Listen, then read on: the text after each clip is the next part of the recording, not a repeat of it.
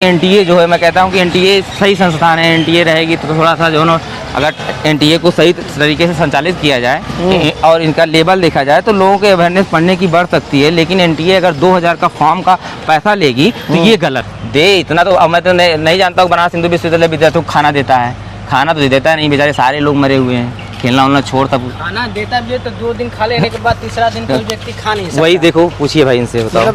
Hostel में ऐसा खाना मिलता है? हॉस्टल में खाना ही चाहे, हम आज से 3 दिन पहले गए थे, लगातार 2 दिन हॉस्टल में खाना खाएं, तीसरे दिन से हमारा तबीयत खराब हो गया। एएनयू पहला पे, बीएचयू दूसरा पे, डीयू तीसरा पे है, चौथा पे यूनिवर्सिटी ऑफ हैदराबाद है, पांचवा पे। लेकिन कुल मिला के जानते हैं क्या है, कुल मिला के जो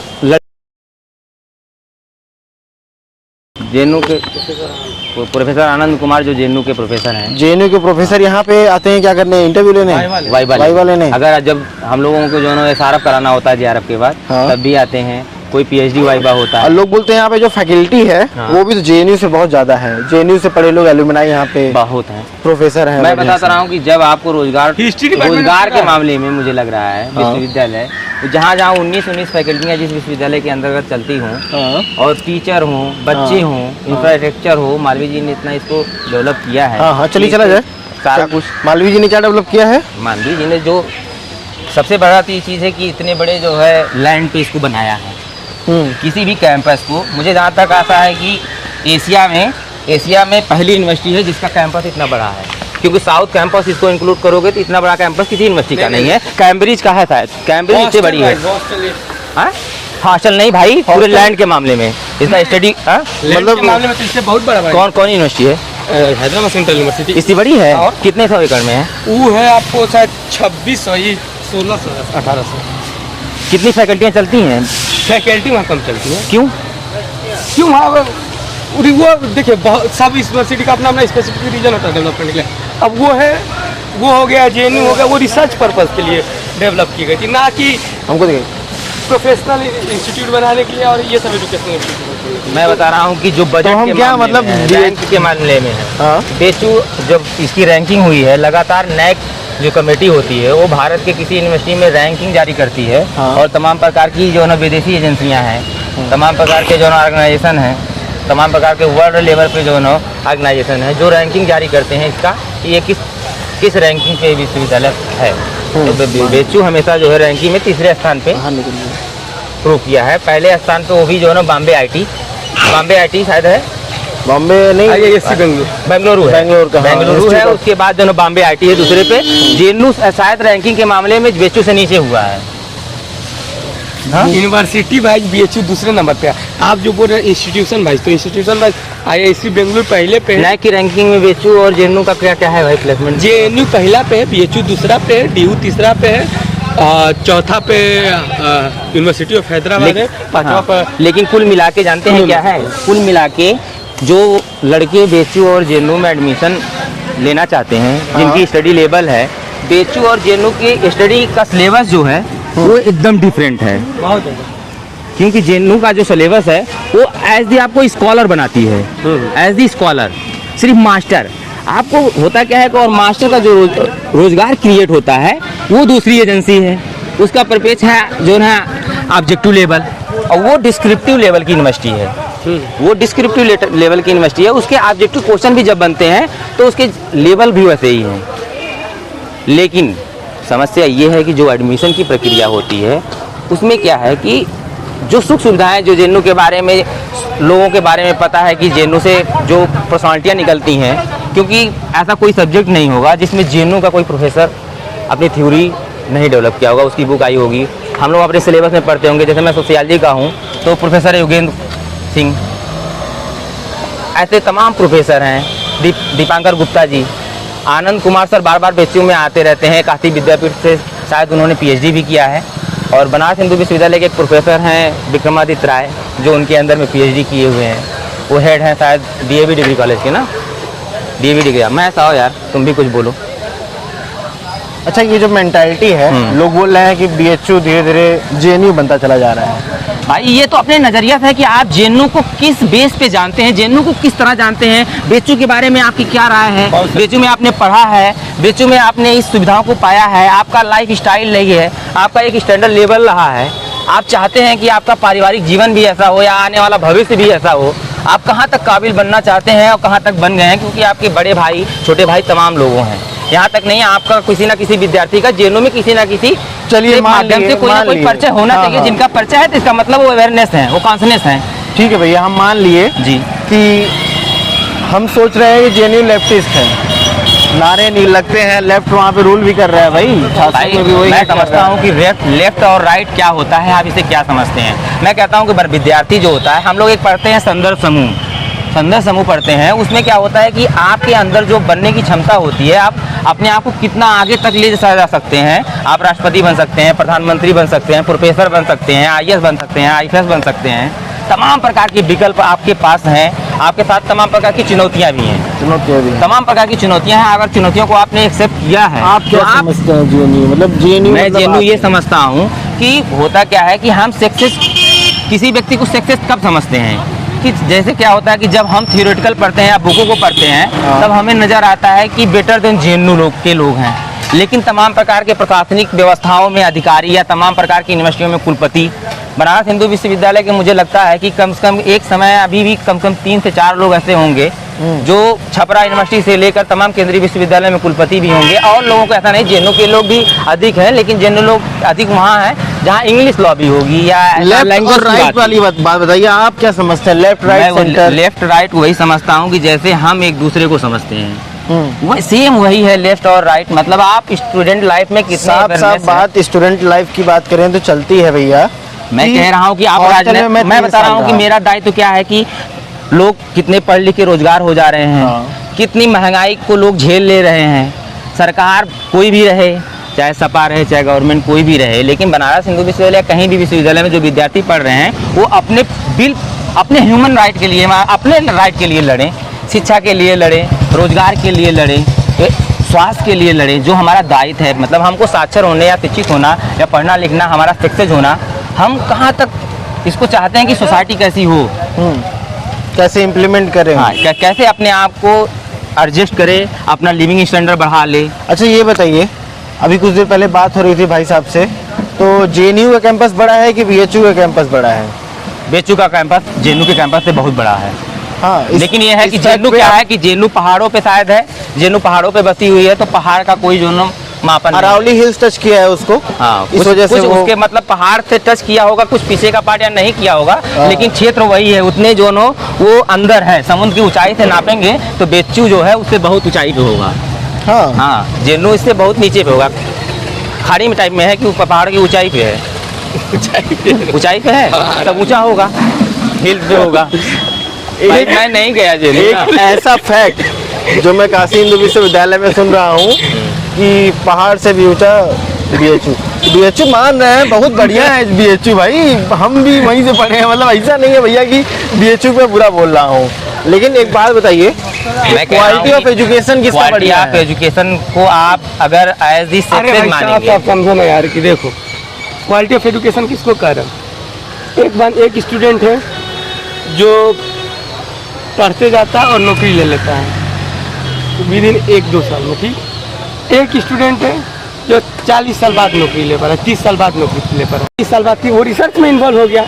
वो बीएचयू जो आप कन्हैया कुमार से मैं टच कर रहा हूँ अभी कि लोग कहते हैं कन्हैया कुमार को लेके स्टूडेंट रहे इतना दिनों तक, लोग बोले ना कि भाई ये स्कॉलर का पैसा उठा रहे हैं, स्कॉलरशिप का बढ़िया से खा रहे हैं, इन लोग को क्या करना है, यही बने रहना है छात्र, 35 साल के हो गए छात्र बने रहना है। मीडिया ने भी बहुत प्रश्न उठाया, तो क्या आप उस चीज को थोड़ा संकेत उस तरफ है क्या? कन्हैया कुमार ही नहीं, कोई भी आम छात्र यदि मैं कह रहा हूँ कि AIR पे रिसर्च तो करना, जाते जाते उसका 28 से 30 साल हो जाता है, इसमें कोई बड़ी बात नहीं है। कन्हैया कुमार ही नहीं, हम या हमारे ये सीनियर है, इनसे पूछिए इनका एज कितना है, तो भाई जो पीएचडी करेगा, आप ग्रेजुएशन कर रहे हैं 3 साल, मास्टर कर रहे हैं 2 साल, पहले एमफिल। मैं कह रहा हूँ कि आप ऐसे करते हैं तो आप किसी भी राजनेता को देख लीजिए कि अपने जो लाइफ में वो स्ट्रगल कर रहा है, और सांसद विधायक कब बनता है? 90% लोग तो मर जाते हैं, नहीं बन पाते हैं। नहीं बन पाते हैं। क्यों नहीं बन पाते हैं? इसका सवाल जवाब आप बताइए ना भाई, क्यों नहीं बन पाते हैं लोग? एजुकेटेड उतना क्योंकि नहीं सब जगह आईएएस की तैयारी करने वाला, मैं बताऊं कि इलाहाबाद में जाके आप देख लीजिए, दिल्ली में मुखर्जी नगर चले जाइए, आईएएस की तैयारी करने वाले जो विद्यार्थी होते हैं उनकी स्थिति जो तुम देख लो कि क्या है भाई। समस्या है कि रोजगार कितना निकलते हैं। अगर 50,000 लोग किसी भी 5-5 मैं बता रहा हूँ कि छोटी छोटी वैकेंसियाँ आती हैं, 15-15 लाख लोग जो है बेरोजगार लोग हैं, मास्टर्स करके ग्रेजुएशन करके किसी भी एलिजिबिलिटी पे, चाहे नेट जेआरएफ हो के चाहे पीएचडी हो के, लोग इतने लोग क्या होते हैं कि उस कंपटीशन को तैयारी करते रहते हैं। रोजगार क्योंकि संख्याएं कम आती हैं, या तो सरकार क्या करती है कि अपने इंफ्रास्ट्रक्चर में, जैसे कांग्रेस, मैं मानता हूं कि सरकार बहुत अच्छी है, सरकार के लिए सरकार को सुझाव देना चाहता हूं, सरकार को ऐसा करना चाहिए। जैसे मान लीजिए कि आपने किसान बिल लाने के लिए सोचा कि किसान बिल लाया जाए, लेकिन मैं कहता हूं कि एक इंडस्ट्रियल बिल भी लाने की ज़रूरत है ना, क्योंकि 1948 के बाद वही जो कारखाना अधिनियम आया हो, चाहे उसके बाद कोई तमाम प्रकार जो इंडस्ट्रियल बिल और ये जेएनयू कहाँ से कनेक्ट करा रहे हैं भैया आप? जेएनयू रिसर्चर का काम क्या होता है? जो वेरिएबल, मैं कह रहा हूँ कि वेरिएबल का मतलब कि अगर इंफ्रास्ट्रक्चर के बारे में आप अभी क्वेश्चन किए थे ना, तो इंफ्रास्ट्रक्चर डेवलपमेंट का मतलब होता है कि अगर समस्याएं हैं कि जो विद्यार्थी होते हैं, जो एडमिशन प्रक्रिया होती है, शिक्षा का एफर्ट करने की लोगों की जो है क्षमता, अगर किसी भी कोर्स की फीस वृद्धि कर दी जाए तो क्या होगा, बहुत से ऐसे जो है प्रतिभाएं होंगी जो पैसे के अभाव में क्या होती है कि इस यूनिवर्सिटी तक नहीं पहुंच पाते हैं। बहुत लोग फार्म ही, अगर 2000 का फॉर्म हो जाएगा तो बहुत से ऐसे व्यक्ति होंगे, विद्यार्थी होंगे। मैं कह रहा हूं कि एनटीए जो है, मैं कहता हूं कि एनटीए सही संस्थान है, एनटीए रहेगी तो थोड़ा सा जो है, अगर एनटीए को सही तरीके से संचालित किया जाए और इनका लेवल देखा जाए तो लोगों के अवेयरनेस पढ़ने की बढ़ सकती है। लेकिन एनटीए अगर 2000 का फॉर्म का पैसा लेगी तो ये गलत है। इसका एफर्ट गवर्नमेंट कर सकती है। गवर्नमेंट चाहे तो तमाम प्रकार के ऐसे कोर्स चलते हैं जिसको, जैसे मान लीजिए एग्रीकल्चर डिपार्टमेंट है, एक दिन जाइए आप एग्रीकल्चर डिपार्टमेंट को पूरी तरह से वीडियो बनाइए। बेचू में मैं कह रहा हूँ कि उसके लिए सारे कुछ सिस्टम अवेलेबल हैं, लैंड भी अवेलेबल है, तमाम प्रकार के प्रोजेक्ट भी अवेलेबल हैं, ठीक है, तमाम प्रकार के पैसा भी सेंक्शन होता होगा। क्यों ना इसको पैसे के रूप में बदल दे, अपने फीस को सस्ता कर दे, अपने इंफ्रास्ट्रक्चर में लगाए। इतनी गाड़ियाँ हैं, आप गाड़ियों को दिखाते भी रहिए भाई, इतनी है। अगर इनसे 150-150 रुपये ले, यह विद्यार्थियों की गाड़ियां नहीं हैं, लोग इस मंदिर में दर्शन करने के लिए आए हैं, तो इतना पैसा हो सकता है कि मैं बेचू में एक बार चीफ प्रॉक्टर जी से हम लोग की बात हुई कि जो है ये जो लाइब्रेरी खुलने का जो 24 घंटा निर्णय हुआ था कि रात में अगर बसें चलेंगी हॉस्टल से तो लड़कियां आराम से यहाँ आके पढ़ लिख सकती हैं ना। तो उन्होंने जवाब क्या दिया था, कापड़ी जी हैं इस्तीफा भी दे दिए काफी जी, और चीफ प्रॉक्टर इस्तीफा दे दिए। और ये बीएचयू के चीफ प्रॉक्टर इस्तीफा क्यों दे रहे हैं आजकल? इसलिए देते हैं कि चीफ प्रॉक्टर, क्योंकि as the teacher, chief proctor एक टीचर है, और टीचर क्या करता है कि अपने लड़कों को, जैसे मान लीजिए कि हाँ लड़के पढ़ रहे हैं, नेट हो रहे हैं, जेआरएफ हो रहे हैं, एडमिशन लेना है, लोगों को रोजगार भी देना है, यही लोग माई बाप, यही लोग सारे कुछ हैं, क्योंकि हम लोग भाई यही छत्र छाया में पल बढ़ रहे हैं। तो समस्या है कि आप विद्यार्थियों की तमाम प्रकार की समस्याएं हैं। जैसे मान लीजिए कि यही बस चलाने की समस्या थी, तो कापड़ी जी ने जो कहा कि इसका पैसा तेल का कहाँ से आएगा। आप लोग की फीस वृद्धि में आप लोग क्या करते हैं, फीस वृद्धि हो जाती है तो आप लोग जो है विरोध करने लगते हैं। मैं कहा कि फीस वृद्धि हो जाती है तो ये बताएंगे, राजेश जी उसमें थे, राजेश जी क्या क्या क्वेश्चन हुआ था फीस वृद्धि वाला, वो बताओ। जैसे ये बताइए, वो कह रहे थे कि क्या मैं अपने घर से लाके पैसा दूं, तो क्या स्टूडेंट का ये जिम्मा है कि प्रोफेसर का फी पेमेंट करें? और मैं कहता हूँ कि मैं बनारस हिंदू विश्वविद्यालय का छात्र हूँ, तो मैं सुझाव भी देना चाहता हूँ। मैं हम लोग सुझाव भी दिए कि तमाम प्रकार के लोग, मैं कहता हूँ कि अगर ये जो रोज 2000 की संख्या में मुझे लगता है गाड़ियाँ आती होंगी, इससे कम तो नहीं आती होंगी, अगर इनसे 150-150 रुपये लिया जाएगा तो बस लड़कियों के लिए रात में आराम से चल सकता है। बेचू इतना अपने इंफ्रास्ट्रक्चर का यूज कर सकता है, ये गलत नहीं है, क्योंकि भाई एफर्ट करने वाले लोग हैं। 4 व्हीलर से चलते हैं, 10 लाख 15 लाख 20 लाख के लोग हैं, तो इतना खर्चा देना चाहते हैं, इतना खाने पीने में उनका खर्चा होता है। ऐसा नहीं है, इतना गवर्नमेंट का जो 7वां वेतन आयोग है जो वेतन देती है, हाँ जो स्केल है, महंगाई भत्ता है, सब कुछ है, HRA है, तो उतना पर्याप्त देती है कि आप एफर्ट कर सकते हैं। इसका इस विद्यार्थी के रूप में आप मान लिया जाएगा कि आपका योगदान है कि बनारस हिंदू विश्वविद्यालय के लड़कियों को रात में पढ़ने का, इनका भी योगदान भारत के निर्माण में होना चाहिए, योगदान ना होना चाहिए। भारत का अगर निर्माण कर रहे हैं तो योगदान होना चाहिए। ये छोटा सा संशोधन है, यहीं से चालू कर दें भाई। अगर संविधान में आप देख रहे हैं कि इस समय विधानसभा सत्र चल रहे हैं, दोनों क्या हो रहे हैं, कौन सा डिबेट हो रहा है, खाली एक दूसरे को गाली दे रहे थे। मैं बिहार में देखा, राबड़ी जी गाली शायद दे रही थी, यहाँ तो जो है उसके बाद वहाँ के लोग गाली भी दे रहे थे, और यहाँ भी तमाम प्रकार की गालियाँ ही हो रही हैं, और कोई भी संशोधन नहीं। मैं कह रहा हूँ कि एक लाल आना चाहिए ना बनारस हिंदू जगह पे ये विश्वविद्यालय सब बातें हो को, रही ये है। बनारस हिंदू विश्वविद्यालय को एक लाल आना चाहिए, हो जाएगा और बस चल जाएंगी। तो ये तमाम चीज़ें धन उगाही के लिए जो है रास्ता है, और फीस को कम किया जा सकता है। भाई सब बस सब खुलवा लेंगे, लेकिन ये जो हॉस्टल बंद है 10 बजे के बाद, हाँ। तो बस किसको लेके आएगी? कौन सी लड़कियों को लेके आने की बातें कर रहे हैं आप बस से? हॉस्टल बंद हो रहा है ना, तो आपको यही है लगता है कि हॉस्टल बंद रहा। मैं कह रहा हूँ कि लोग इसके लिए आंदोलन करें, मांग करें। कौन करे लीगल आंदोलन? करें, रेजिस्टेंस विद्यार्थी है करें, BHU आंदोलन का, लेकिन विद्यार्थी कौन करें। है इस समय जो 2 साल हॉस्टल मतलब कोरोना काल में आप 2 साल विद्यार्थियों को फालतू हॉस्टल मुद्दा दिए भी सबके नहीं, पास है। 2 साल विद्यार्थी बेचू को देखे नहीं, मतलब 1 साल विद्यार्थी जो लाइब्रेरी में पढ़ नहीं सकता है दे इतना। तो अब मैं तो नहीं जानता हूँ बनारस हिंदू विश्वविद्यालय विद्यार्थियों को खाना देता है, खाना तो देता नहीं, बेचारे सारे लोग मरे हुए हैं, खेलना उलना छोड़ तब। खाना देता भी है तो 2 दिन खा लेने के बाद तीसरा दिन कोई व्यक्ति खा नहीं सकता। वही देखो, पूछिए भाई इनसे, बताओ। मतलब हॉस्टल में ऐसा खाना मिलता है? हॉस्टल में खाना ही चाहिए। हम आज से 3 दिन पहले गए थे, लगातार 2 दिन हॉस्टल में खाना खाएं, तीसरे दिन से हमारा तबीयत खराब हो गया, चौथे दिन से हमने खाना ही छोड़ दिया और अपने रूम पे खाते हैं। रूम पे खाते हैं? मेडिकल सुविधा इसीलिए दे रहे हैं। मेडिकल सुविधा भी इसीलिए दे अच्छा, इसलिए हॉस्पिटल का सुविधा उठाएं क्या? हाँ। कितनी बार जा चुके? कितने दिन हुआ है BHU में? हमें भाई ये तो बड़का हमारा बड़का third year क्वेश्चन पूछवा। 3rd ईयर है। और कितनी बार हॉस्पिटल जा चुके? यही पूंजीवाद का चंगुल है। तीन चार बार हो चुका है हमारा। चंगुल है, आप समझिए पूंजीवाद के चंगुल को। क्या बोल रहे हैं? कह रहे हैं यही पूंजीवाद का चंगुल है, पूंजीवाद को समझिए। वो जनाब गए हॉस्टल में खाना खाना है, खाना खाए, पेट भरने के बाद इनको संतुष्टि मिलना चाहिए था और इन्हें जाना चाहिए था अपने बेडरूम में या स्टडी रूम क्यों जाना हुआ? चाहिए था, लेकिन इन्हें जाना मैं पड़ा कह रहा हूँ हॉस्पिटल। कि तो हॉस्पिटल तमाम क्यों जाना पड़ा? प्रकार की इस पे अगर आप केस स्टडी फर्स्ट करेंगे, क्वालिटी ऑफ फूड सर्व किया जा रहा है BHU के स्टूडेंट को। डालडा वालडा में खाना वाना बनाते हैं क्या? मैं बता रहा हूँ कि मैं एक दिन खाना खाने गया जो है राजा राम में गोविंद महाराज के यहाँ, हाँ। और उसके बाद दूसरे दिन मैं अनिल महाराज के यहाँ उसके बगल पड़ोसी भाई में गया, नरेंद्र में। उसके बाद भाई दोनों लोग ऐसा खाना खिलाया कि मैं आधा खाना भी नहीं खा पाया, और मैं मांगता रहा फ्राई चावल दे दो, फ्राई चावल दे दो। मैं 20 बार कहा होगा, उसने फ्राई चावल नहीं दिया। मैं उठा खाने के बाद अनिल को कम 50 बात किया होगा। अनिल जब जो हम लोग रहते थे तो जो अपना काम, हम बच्चा था, खेलता था क्रिकेट विकेट, सब लोग एकदम लमंडे थे उस समय ना, अच्छे क्रिकेट खेलते थे। इस समय जो बहुत अच्छे छक्का मारने वाले थे सब हैं। और गोविंदवा एकदम छोटा था, गोविंदवा ना खूब हम लोगों को खिलाता पिलाता था। अच्छा। उसके बाद दोनों को इतना डांटे हम बोले कि भाई कौन सा खाना खिलाते, तो पता लगा वो अपनी तमाम समस्याएं बताया कि लेकिन अनिल महाराज बहुत फेमस है। अनिल महाराज जाओ 2-3 दिन खा लो, भाई खा लो तब पता चल जाए। मैं बताता रहा हूँ कि फेमस अंदर ही नहीं जा रहा था इसलिए खाना हो में, सकते और थोड़ा मैं आखिरी समय लेट पहुंचा था, तब भी उसके पास मैं कहा कि जो भी है वो भी खिलाओ, खाली चावल फ्राई दे दो और रोटी सेकवा दो, सारा वो भी नहीं दे अच्छा भैया, पाया। क्या मतलब बहुत मजाक है ये, लेकिन एक बात सही बताएं सीरियसली, क्या सही में BHU में खाने की क्वालिटी अच्छी नहीं है? भाई BHU में खाने की क्वालिटी, मैं कह रहा हूँ कि आज संडे था, आज तुम्हें IT के किसी भी जोनों मेस में खा लेना चाहिए था। लगभग समथिंग दोनों का जो है रेट है, लेकिन समस्या है कि IT के इंफ्रास्ट्रक्चर से बात करना चाहिए कि IT क्या करता है कि अपने मेस महाराजों को, कुछ हो सकता है कि क्योंकि IT मेस के लिए IT की सब्सिडी फीस जो मिलती होगा, है जो भी उसमें। होगा, जो सरकार प्लानिंग होगी, मुझे लग रहा है कि IT के छात्रावासों की को फीसें भी बहुत अधिक रखे होंगे।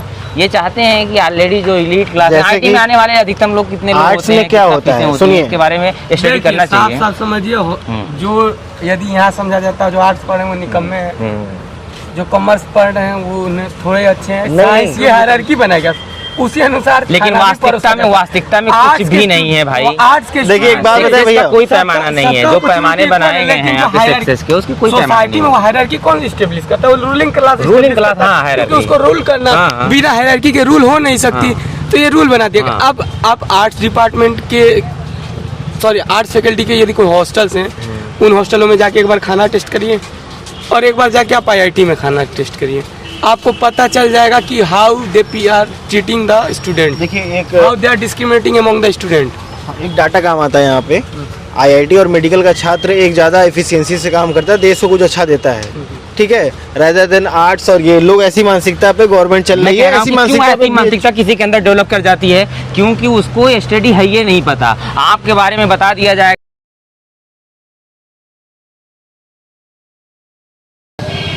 तो ये नहीं है कि दोनों से कोई एडिट कर देना बे। हाँ भाई। हाथ खा रहा बच्चों दिखा अरे वो मेरी आदत है। तब साले ऐसा नहीं कर पाओ। खुद हंस रहा है। देखो 40 साल बाद कोई नौकरी लेता है, हाँ, तो 40 साल बाद 40 साल बाद की वो रिसर्च में इन्वॉल्व हो गया। हाँ। वो BHU जो आप बनाया गया था। कन्हैया कुमार से मैं टच कर रहा हूँ।